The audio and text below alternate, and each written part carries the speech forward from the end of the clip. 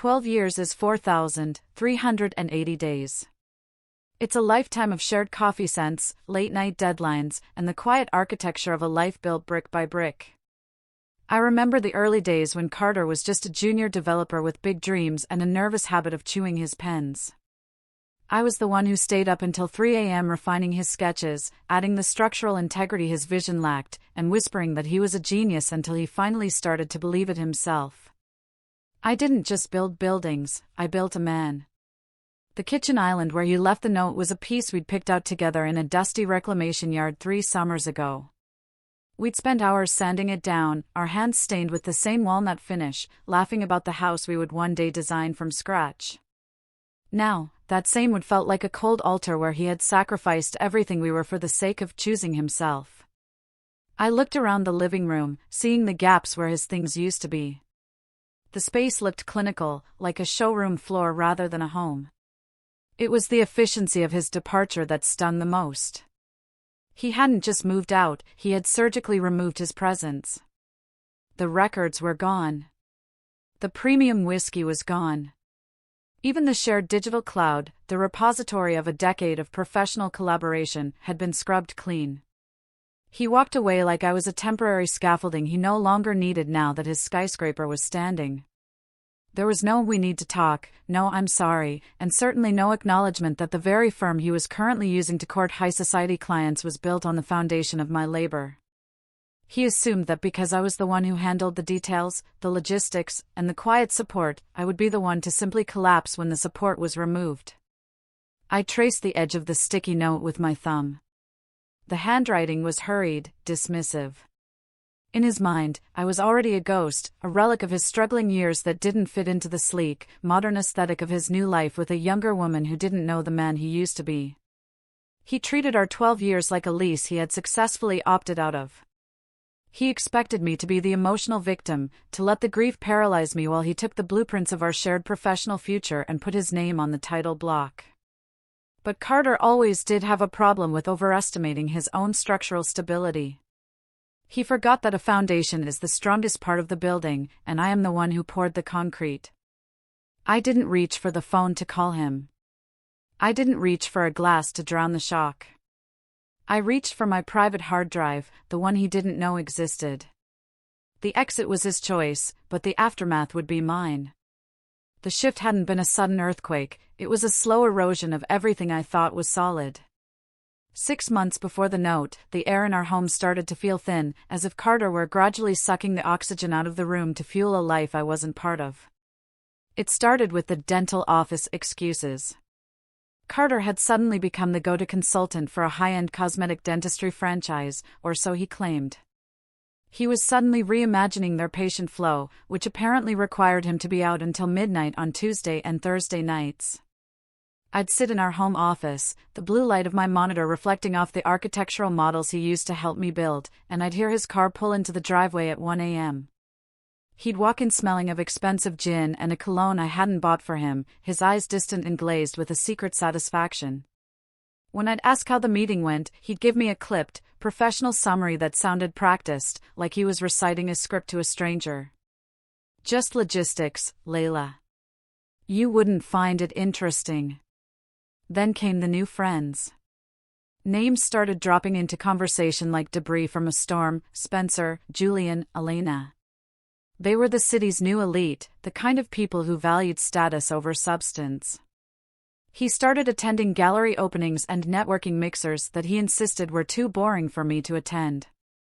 "You've been working so hard on the Riverside project, honey. You should stay in and rest," he'd say, his voice smooth and patronizing. It wasn't kindness, it was a boundary line.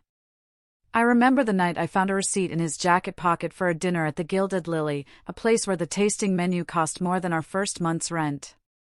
There were 3 people on the bill, but only 2 bottles of vintage Cristal. I didn't confront him. I didn't scream or demand to see his phone. I grew up in a house where you don't call out a lie until you have the evidence to bury it. Instead, I started watching. I noticed the way his phone was now always face down on the nightstand. I noticed the way he stopped asking for my input on his firm's portfolios, despite the fact that I had designed the core templates he used. He was stripping the we out of our vocabulary, replacing it with a sharp, ambitious I. He thought he was being subtle, moving through the shadows of our relationship, but he forgot that an architect is trained to see the flaws in the structure long before the ceiling starts to sag. While he was out playing in a new life, I was at home, quietly tracing the cracks he was leaving behind. I didn't react with fire, I reacted with architecture. If Carter was the developer looking for a quick payout, I was the structural engineer ensuring the load-bearing walls were under my control. While he was out at those late-night mixers, I was performing a digital migration so quiet it didn't even leave a footprint. The storage unit of my mind began to manifest in a physical drive, encrypted and hidden inside a hollowed-out drafting manual on the highest shelf of my studio. Every iteration of my work, the original sketches for the Riverside Pavilion, the complex geometry for the Wind Center, the very concepts Carter was currently passing off as his own, was pulled from the shared server and scrubbed from his reach. I didn't delete them, that would have alerted him. Instead, I replaced the high-resolution, editable files with flattened versions that looked perfect on a screen but were useless for construction. If he wanted to build my dreams, he would find he only possessed the shadows of them. I also began the process of financial decoupling. Every freelance consultation I took on the side, every design fee I earned from legacy clients who preferred my steady hand to Carter's flash, went into a private account at a bank 3 towns over. I stopped using our joint credit card for professional expenses, moving my life into a shadow economy he was too arrogant to notice. He was so focused on the thousands he was siphoning into his new firm that he failed to see the slow, steady drain of the intellectual capital that actually gave those numbers value. One night, while he was working late, I sat in our kitchen and manually time-stamped every single one of my design logs, notarizing the digital signatures through a secure online vault. It was a tedious process, 1,000 tiny clicks that formed a legal fortress around my career. I felt like a spy in my own marriage, a ghost in my own home. There is a specific kind of coldness that settles in your bones when you realize you are preparing for a war against the person sleeping 3 feet away from you. By the time he left that note on the island, I had already moved my most valuable assets out of the blast zone. He thought he was leaving me in the ruins of a collapsed life, but he didn't realize I had already rebuilt the foundation elsewhere. He had the house, and he had the name on the door, but I had the keys to every room he was about to try and enter. The mission wasn't about saving the marriage anymore, it was about ensuring that when the dust settled, I was the only one left standing with a blueprint for the future. The calm I had cultivated was tested a week later when I received an automated notification from the state licensing board.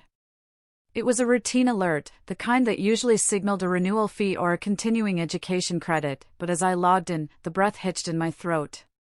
There, filed under the firm's corporate profile, was a non-compete agreement and an intellectual property waiver, both bearing my name. I opened the PDFs, the white glare of the screen feeling like a spotlight on a crime scene. At the bottom of the final page, scrawled in a perfect imitation of my fluid, architect's script, was my signature. It was dated 3 months ago, a Tuesday I remember vividly because Carter had brought home Thai food and stayed off his phone for the first time in weeks.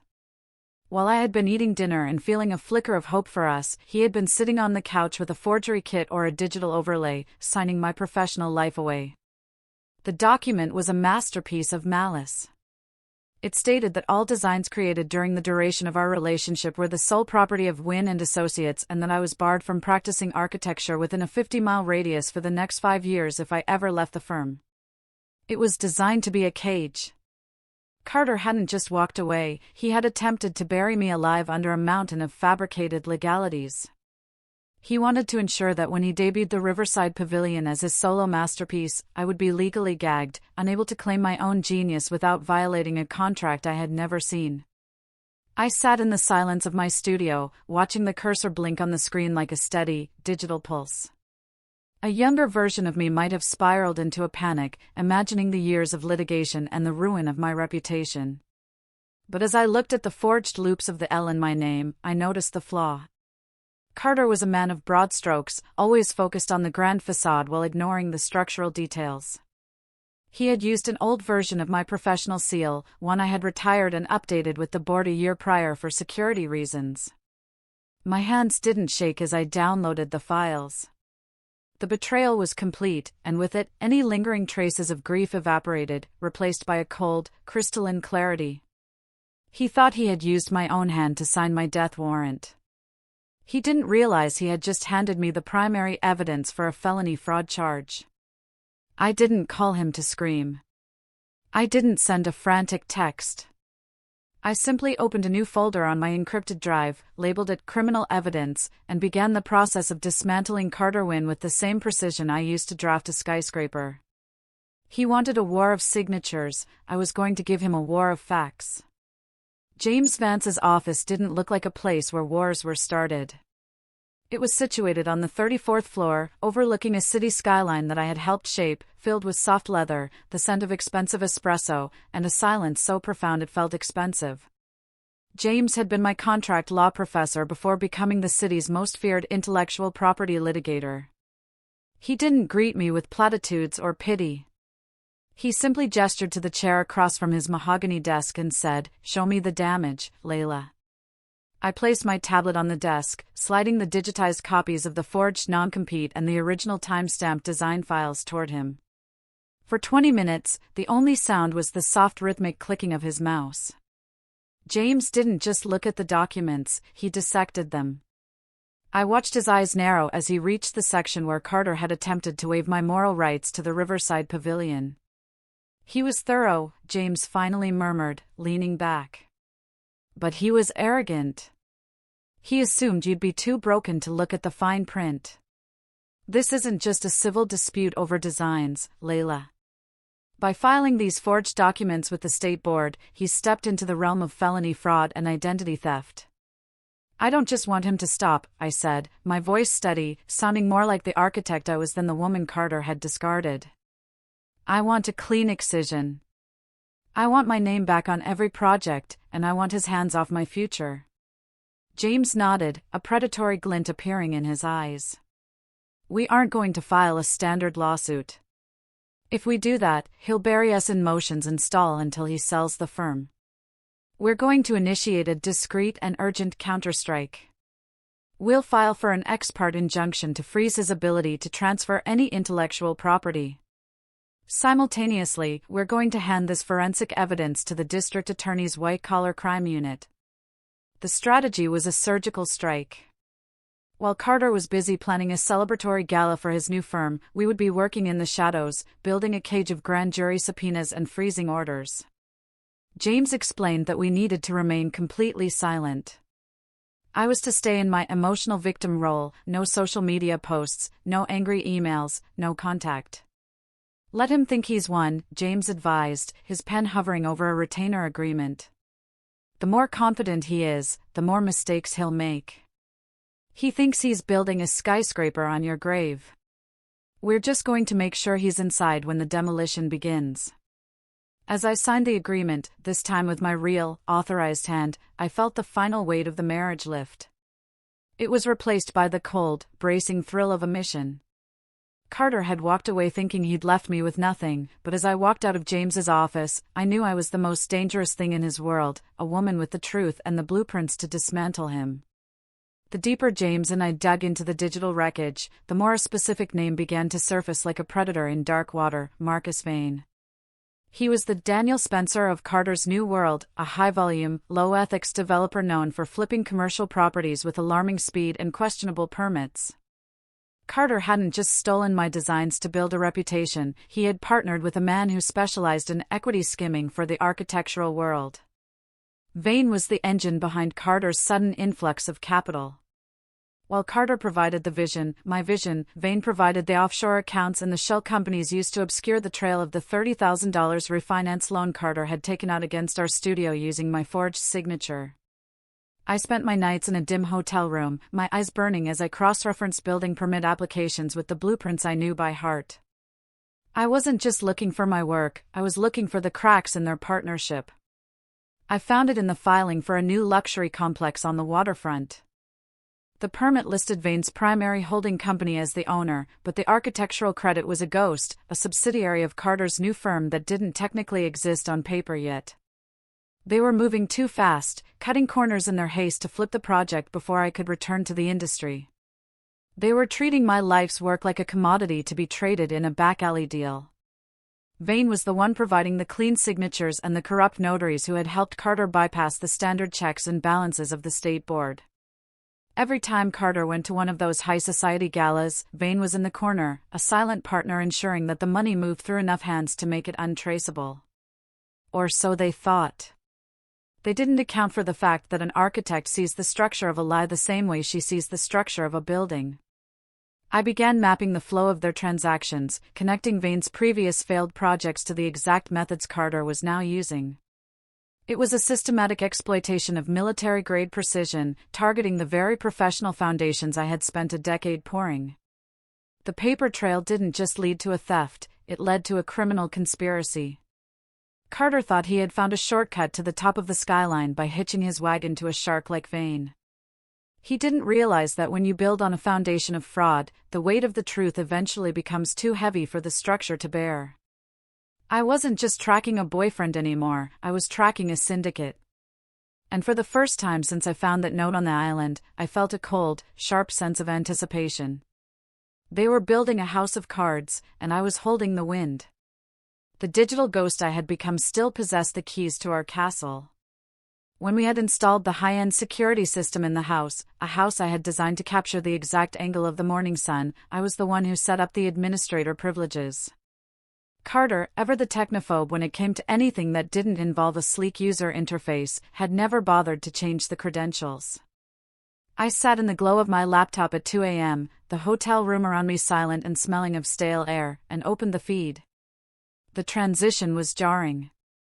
One moment I was in a cramped room in a strange city, the next, I was looking into my own living room. There was Carter, looking more relaxed than I'd seen him in years, holding a glass of the vintage scotch I'd bought him for our 10th anniversary. Beside him was Elena. She was younger, with the kind of polished, effortless beauty that suggested she'd never had to pull an all-arounder to meet a zoning deadline. They weren't just inhabiting the space, they were performing in it. I watched them walk through the kitchen, their laughter muffled by the low-bandwidth audio, as they pointed at the custom cabinetry I had spent weeks drafting. They were discussing the grand opening of the firm, their voices echoing off the walls I had calculated to have perfect acoustics. The most visceral sting came when they entered my studio. My drafting table, the place where I had bled ink and sweat for a decade, was now covered in her sketches. Carter stood behind her, his hands on her shoulders, pointing at a digital render on the monitor, my Riverside Pavilion project. He was showing her his design, explaining the cantilevers and the glass curtain walls as if the ideas had originated in his own mind. He was using my resources, my specialized software, and my very sanctuary to build a life with a woman who looked at him with an adoring, unearned respect. I didn't feel the urge to scream. Instead, I felt a cold, clinical detachment. I hit the record button. I watched them toast to their new beginning in the house I paid for, using the designs I created, while the legal net James and I had woven began to tighten in the background. Every kiss caught on camera, every smug boast about the Vane partnership, and every moment they spent lounging in my hard-earned success was being time-stamped and archived. They thought they were alone in their triumph. They didn't realize that the house itself was witnessing their confession. I was the silent observer of my own replacement, documenting the evidence of their arrogance. As I finally closed the laptop, the image of them standing on my balcony burned in my mind, not as a memory of what I'd lost, but as a blueprint for exactly how I was going to take it all back. The digital ghost I had become still possessed the keys to our castle. When we had installed the high-end security system in the house, a house I had designed to capture the exact angle of the morning sun, I was the one who set up the administrator privileges. Carter, ever the technophobe when it came to anything that didn't involve a sleek user interface, had never bothered to change the credentials. I sat in the glow of my laptop at 2 a.m., the hotel room around me silent and smelling of stale air, and opened the feed. The transition was jarring. One moment I was in a cramped room in a strange city, the next, I was looking into my own living room. There was Carter, looking more relaxed than I'd seen him in years, holding a glass of the vintage scotch I'd bought him for our 10th anniversary. Beside him was Elena. She was younger, with the kind of polished, effortless beauty that suggested she'd never had to pull an all-arounder to meet a zoning deadline. They weren't just inhabiting the space, they were performing in it. I watched them walk through the kitchen, their laughter muffled by the low-bandwidth audio, as they pointed at the custom cabinetry I had spent weeks drafting. They were discussing the grand opening of the firm, their voices echoing off the walls I had calculated to have perfect acoustics. The most visceral sting came when they entered my studio. My drafting table, the place where I had bled ink and sweat for a decade, was now covered in her sketches. Carter stood behind her, his hands on her shoulders, pointing at a digital render on the monitor, my Riverside Pavilion project. He was showing her his design, explaining the cantilevers and the glass curtain walls as if the ideas had originated in his own mind. He was using my resources, my specialized software, and my very sanctuary to build a life with a woman who looked at him with an adoring, unearned respect. I didn't feel the urge to scream. Instead, I felt a cold, clinical detachment. I hit the record button. I watched them toast to their new beginning in the house I paid for, using the designs I created, while the legal net James and I had woven began to tighten in the background. Every kiss caught on camera, every smug boast about the vain partnership, and every moment they spent lounging in my hard-earned success was being time-stamped and archived. They thought they were alone in their triumph. They didn't realize that the house itself was witnessing their confession. I was the silent observer of my own replacement, documenting the evidence of their arrogance. As I finally closed the laptop, the image of them standing on my balcony burned in my mind, not as a memory of what I'd lost, but as a blueprint for exactly how I was going to take it all back. The crash of Carter's empire didn't happen with a roar, it happened with the cold, rhythmic precision of a demolition. The gala he had planned as his coronation became the site of his public unmasking. As he stood on the stage, basking in the applause for a waterfront project he hadn't actually designed, the discreet and urgent strike James had promised finally landed. Process servers and federal agents moved through the crowd with the silence of ghosts, delivering the injunctions and subpoenas that froze his assets and stripped his name from the firm's masthead. I watched the fallout from a distance, seeing the local news reports detailing the equity skimming scandal and the felony fraud charges. Carter's high society friends vanished overnight, their loyalty as thin as the vellum he used for his stolen sketches. Marcus Vane took a plea deal that buried Carter under the weight of his own hubris. In the end, Carter didn't just lose the firm, he lost the reputation he had spent 12 years building on my back. He was left with the one thing he feared most, being a rough draft with no one to refine him. As for me, I didn't stay to watch the debris settle. There was too much betrayal in the air of that city, too many shadows of the woman I used to be. I used the settlement, every penny of the diverted funds and the recovered design fees, to buy a small, mid-century studio on the edge of the high desert. It's a space of glass and raw concrete, designed by my hand and owned by my name.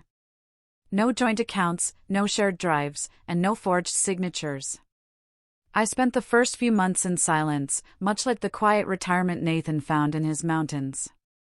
I got a dog, a lean greyhound named T-Square, and started taking on small, boutique projects for clients who value structural integrity over vanity. It's quiet work, but it's honest. My hands are busy, and for the first time in over a decade, my mind is clear. Sometimes, I receive letters from other women in the industry, junior architects who were being pushed out or whose names were being erased from their own projects. They tell me that watching my case gave them the courage to draw their own lines in the sand. I keep those letters pinned to the corkboard above my drafting table. They remind me that something solid grew from the ruins of my marriage. Carter thought he had walked away with everything, leaving me with nothing but a sticky note. He forgot that you can't steal the talent that created the work. I am no longer the scaffolding for someone else's success. I am the architect of my own life, building something new, something unshakable, one quiet day at a time. And this time, the blueprints are just for me.